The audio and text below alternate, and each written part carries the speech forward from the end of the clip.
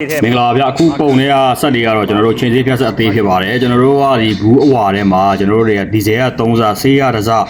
ရောထည့်ရမှာဖြစ်ပါတယ်ပြီးတော့ကျွန်တော်တို့ဘူးဖြူထဲမှာတော့ကျွန်တော်တို့ရေထည့်ရမှာဖြစ်ပါတယ်ဗျကျွန်တော်စမ်းသပ်ပြတာပေးတဲ့ဗီဒီယိုလေးကိုစောင့်အောင်ကြည့်ရှုပေးပါကျေးဇူးတင်ပါတယ်လိတာရှိရင်လည်းမေးလို့ရပါတယ်ဗျရေဘူးထည့်ရ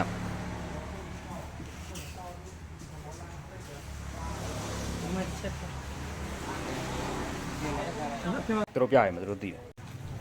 ဒီစေရောပို့လားကျွန်တော်တို့ချင်းစေးဖြန်းစားကိုစမ်းပြရမှာဖြစ်ပါတယ်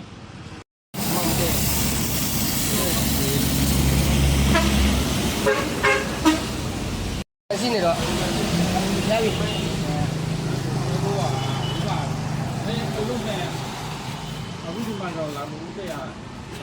ဒီပဲဘလို့ပန်းဖို့အောင်ကျန်ရှိနေပန်း gas ကအလုံးမလုံးတော့ gas ပိတ်လိုက်